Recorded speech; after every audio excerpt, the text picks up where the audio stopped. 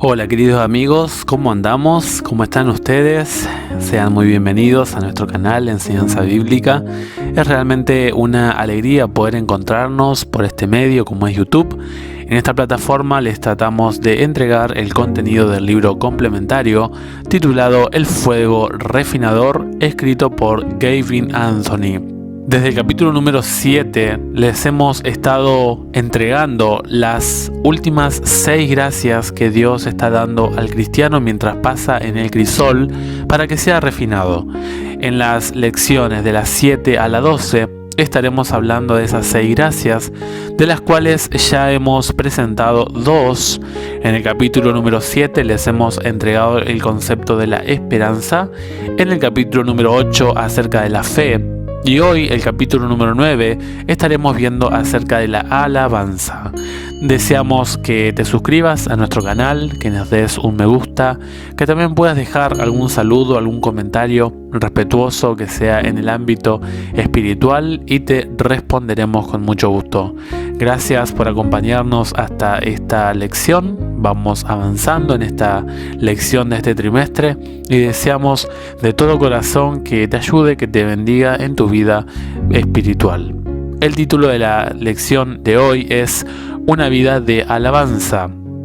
La carta a los Filipenses, el apóstol Pablo escribe a los Filipenses: regocijaos en el Señor siempre. Otra vez digo, regocijaos. Volaba de regreso a Akureyri, en el norte de Islanda, en un avión de propulsión a hélice. Como el tiempo era muy bueno, el capitán anunció que volaría más bajo de lo acostumbrado para que pudiéramos ver mejor el maravilloso panorama. Montañas escarpadas cubiertas con una gruesa capa de nieve fresca. Acababa yo de leer un librito titulado Sí, escrito por Amy Carmichael. Al final de su libro, ella dice que el amor de Dios es como un río que siempre lleva agua. Día tras día, las aguas fluyen. Siempre es el mismo río, pero el agua, el amor, es siempre nuevo. Pensando acerca de esto, me asomé por mi ventana. A la distancia había una enorme catarata que caía por la montaña. Entonces escuché algo así como un susurro: así es mi amor.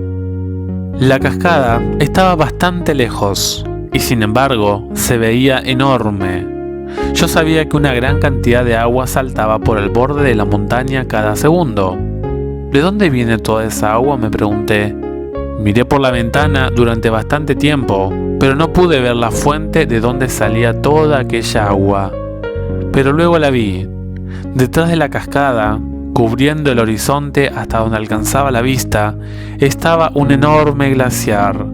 Era tan grande que no lo había visto. Parecía haber suficiente agua para que la catarata continuara fluyendo durante centenares de años. De repente, el asombro me invadió y me encontré sumergido en una enorme metáfora. ¿Es el amor de Dios por mí así de grande? Es posible que no logre ver el amor de Dios por mí, no porque sea demasiado pequeño, sino porque es demasiado grande y tengo dificultades para comprenderlo. Luché para captar aquella idea, pero finalmente dije: si el amor de Dios es así de grande, quizá sea más grande todavía. En momentos como estos es cuando vislumbramos la magnificencia de Dios y nuestros corazones anhelan expresarse en alabanza. El problema es que alabar a Dios dentro del crisol es difícil porque no podemos ver mucha evidencia de su bondad. ¿Qué hacer entonces? ¿Poner la alabanza en pausa hasta un tiempo más conveniente? ¿Puede la alabanza ser parte de nuestra experiencia durante el tiempo de sufrimiento también? En el capítulo sobre la fe, consideramos la forma en que las palabras de Dios vuelven a pintar un cuadro de la realidad del cielo para quienes han estado bajo la presión del crisol. Por lo tanto, si la fe puede existir y crecer dentro del crisol, lo mismo puede hacer la alabanza, porque la alabanza es simplemente la consecuencia exterior de la fe interior. En el crisol, donde hay muy poco que nos recuerde el amor de Dios, la alabanza es la fe en acción. Una alabanza tal no es simplemente cantar y hacer ruidos en la dirección donde se encuentra Dios. Podemos cantar horas enteras sin fe, pero lo único que ocurrirá después de ese cantar sin fin es que nuestras gargantas enronquecerán. Lo sé porque me ha ocurrido más de una vez. Alabar a Dios dentro del crisol. Pablo fue alguien que pudo alabar a Dios estando dentro del crisol. Puedo imaginarlo sentado ante una mesa en su casa de alquiler donde vivía como preso en Roma. En la parte de afuera, los guardias conversan tranquilamente. Pablo se pregunta cuánto tiempo más viviría. Por el momento, pondera el futuro, mueve la cabeza y escribe enérgicamente, en el pergamino que está frente a él, un pensamiento para sus amigos de la iglesia de Filipos. Regocijaos en el Señor siempre. Otra vez digo, regocijaos. Vuestra gentileza sea conocida de todos los hombres. El Señor está cerca. Por nada estéis afanosos, sino sean conocidas vuestras peticiones delante de Dios en toda oración y ruego, con acción de gracias. Y la paz de Dios, que sobrepasa todo entendimiento, guardará vuestros corazones y vuestros pensamientos en Cristo Jesús. Filipenses 4, 4 al 7. Pablo no le estaba preguntando a Dios, ¿por qué me ocurre esto a mí? Había aprendido, de alguna manera, a eclipsar sus propios problemas con una gloriosa alabanza. ¿Pero cómo? Permítanme sugerir dos principios importantes que pueden ayudarnos a nutrir una actitud de alabanza, aunque estemos sentados en el centro del crisol. Primer principio para alabar a Dios bajo presión. Lleva tu fe a la práctica a pesar de tus sentimientos. Cuando Pablo anima a los filipenses a regocijarse, los insta a regocijarse siempre. Si hemos de tomar esto por lo que dice, debemos entender que somos llamados a regocijarnos en momentos cuando nuestros sentimientos no quieren hacerlo de ninguna manera. Yo creo que debió de haber sido así en el caso de los israelitas. Es necesario comprender que cuando Dios los introdujo en la tierra que habían soñado poseer durante muchos años, no los llevó a llanuras quietas, abiertas y fértiles que se extendían hasta donde la vista podía alcanzar. Los condujo a un lugar exactamente opuesto a lo que habían soñado. Su bondadoso Padre Celestial los había conducido directamente a una de las ciudades mejor fortificadas de la región, habitada por paganos armados hasta los dientes. Luego dijo Dios al ejército: me gustaría que ustedes caminaran alrededor de aquellas altas y poderosas murallas, pero ni se les ocurra tocar las espadas que llevan ceñidas a la cintura. De hecho, no quiero que pronuncien ni siquiera una palabra. Caminen alrededor de la muralla en silencio. Que la nación entera dé una vuelta alrededor de las murallas en silencio y luego vuelvan a su campamento. Oh sí, y podrán hacer lo mismo mañana, y el siguiente día, y el siguiente. Imagina lo que la gente que permanecía sobre las murallas de Jericó estaba pensando. ¿Qué tipo de batalla es esta? ¿Están locos todos esos israelitas? Se habrían sorprendido más aún si hubieran sabido lo que los israelitas estaban pensando. Ellos tampoco sabían lo que estaba ocurriendo. Todo lo que los israelitas podían ver era una enorme ciudad con una enorme muralla muy alta y gruesa, y ni siquiera se les permitía hablar. Este, por supuesto, era el propósito. La razón por la que los israelitas debían caminar alrededor de la muralla día tras día era porque solo haciendo frente cada día a tan abrumadora tarea podían comprender que no era posible hacerla con sus propias fuerzas. Interesante, ¿verdad? Dios envió a su pueblo a hacer una tarea que sabía que no podría hacer por sí mismo. Quiso que ellos observaran diariamente el abrumador problema que tenían enfrente todos los días, con la esperanza de que al fin se dieran cuenta de que una victoria en aquella situación se debería completamente a Dios. Los israelitas debieron de haber comenzado la caminata con toda suerte de sentimientos retumbando en sus corazones. Pero, después de 6 días de mirar a la oposición, sus temores o su entusiasmo excesivo por la batalla se habían disuelto en una quieta confianza en Dios. Y esto era lo que Dios estaba esperando. Es probable que a esto pudiéramos llamarlo el último recurso de la fe. Depositamos nuestra fe en el plan de Dios porque Él nos ha colocado en una posición en la que nos vemos obligados a reconocer que, en realidad, solo nos queda una opción: la fe. Es una forma muy difícil de aprender la importancia de la fe, pero es un plan que Dios usa con regularidad. Se le dijo al pueblo que en el día 7º marchara 7 veces alrededor de la ciudad. Cuando dieron la última vuelta, cuando los sacerdotes tocaron las trompetas, Josué ordenó al pueblo: empiecen a gritar. El Señor les ha entregado la ciudad. Jericó, con todo lo que hay en ella, será destinada al exterminio como ofrenda al Señor. Entonces los sacerdotes tocaron las trompetas y la gente gritó a voz en cuello, ante lo cual las murallas de Jericó se derrumbaron. El pueblo avanzó sin ceder ni un centímetro y tomó la ciudad. Josué 6, 16 y 20. Siempre me he preguntado por qué el pueblo tuvo que gritar.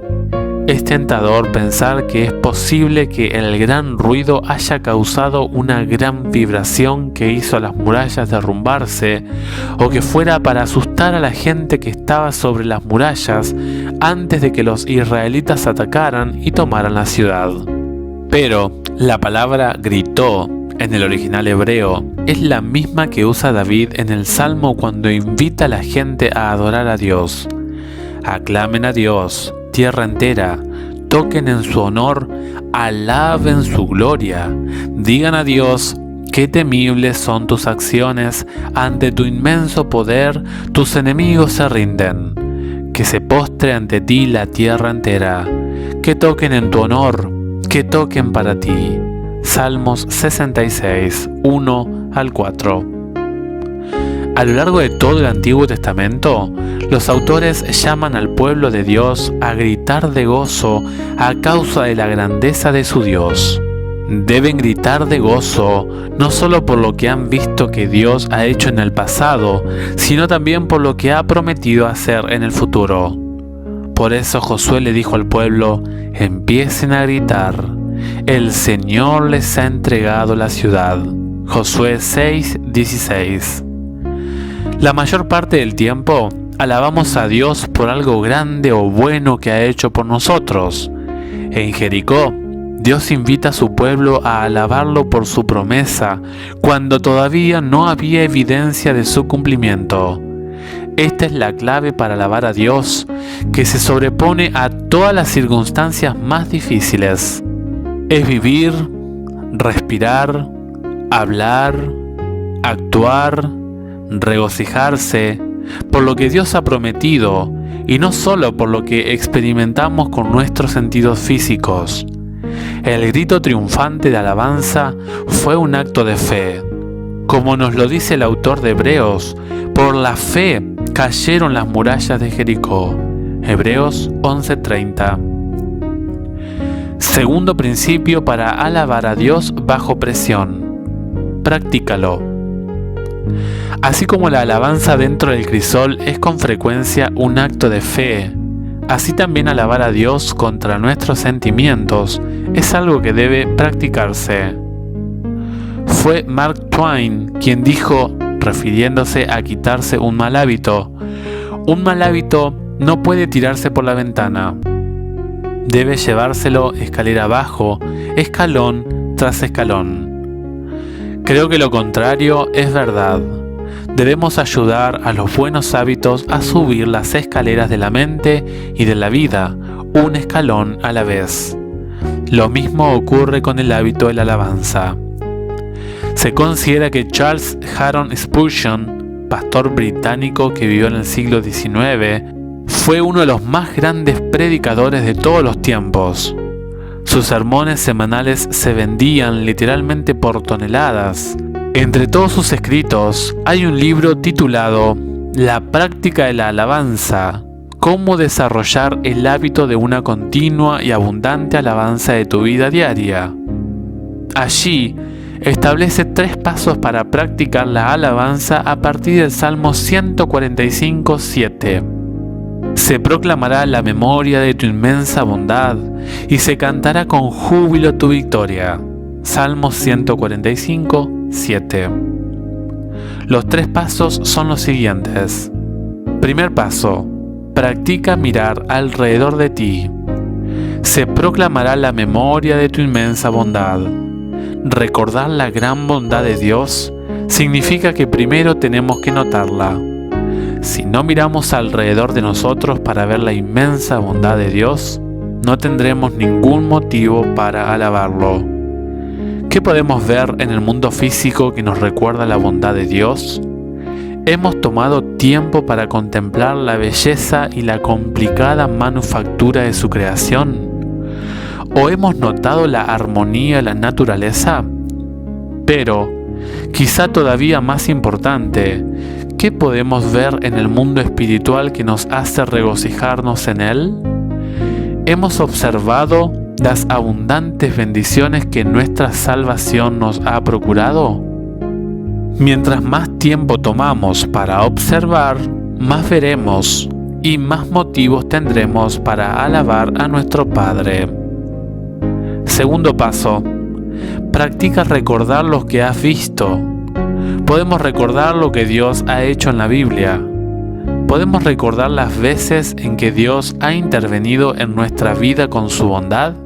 En nuestro bautismo, en el tiempo pasado con Él en la naturaleza, en los servicios especiales de comunión, los sábados, las reuniones del pueblo de Dios. Conservamos estas cosas en nuestra mente de modo que se convierten en hitos permanentes en el camino para recordarnos sus propósitos para nuestra vida. Tercer paso: practica al hablar de ello. Somos llamados a alabar a Dios por su bondad, permitiendo que la alabanza fluya libremente de nuestra boca. Al hacerlo así, seremos alentados como también lo serán quienes nos rodean. Spurgeon presenta 5 razones por las que deberíamos hablar extensamente de la bondad de Dios. Primero, deberíamos alabar continuamente a Dios, porque no podemos evitarlo, porque la verdad de la bondad de Dios nos impulsa a hablar de ella. Segundo, deberíamos alabar continuamente a Dios, porque dentro de nuestra cultura hay una miríada de voces que tratan de ahogar las alabanzas de Dios. Por lo tanto, mientras más clama la sociedad contra Dios, más deberíamos nosotros hablar de Él. Tercero, deberíamos alabar continuamente a Dios como testigos para aquellos que no lo conocen. La alabanza no es un asunto privado, exige que alguien escuche. Dios, a quien se dirige nuestra alabanza, y nuestros vecinos, quienes necesitan saber que Dios es real y que la vida cristiana es digna de ser vivida. Cuarto, deberíamos alabar continuamente a Dios para alentar a nuestros hermanos cristianos. Con frecuencia, aquellos que están luchando se sienten muy solos y piensan que no hay ninguna forma de salir de las dificultades. Nosotros debemos alentarlos. Quinto, deberíamos alabar continuamente a Dios para glorificarlo, porque es digno de honor, honra y alabanza.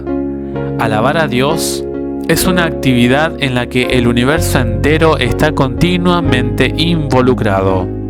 ¿Cómo podemos entonces nosotros, que hemos sido redimidos de la condenación eterna, alabarlo menos? Eduquemos pues a nuestro corazón y a nuestros labios para alabar a Dios por su amor incomparable. Eduquemos a nuestra alma para tener esperanza y para vivir en la luz que irradia de la cruz del Calvario. Nunca debemos olvidar que somos hijos del Rey Celestial, hijos e hijas del Señor de los ejércitos. Es nuestro privilegio confiar reposadamente en Dios. Queridos amigos, hasta aquí la primera parte del capítulo número 9, Una vida de alabanza, del libro complementario de la Escuela Sabática, titulado El Fuego Refinador, escrito por Gavin Anthony. Dios obra para nuestro bien en todas las cosas, deseando que Dios te haya bendecido con este contenido, que Dios pueda producir en nosotros una vida de alabanza.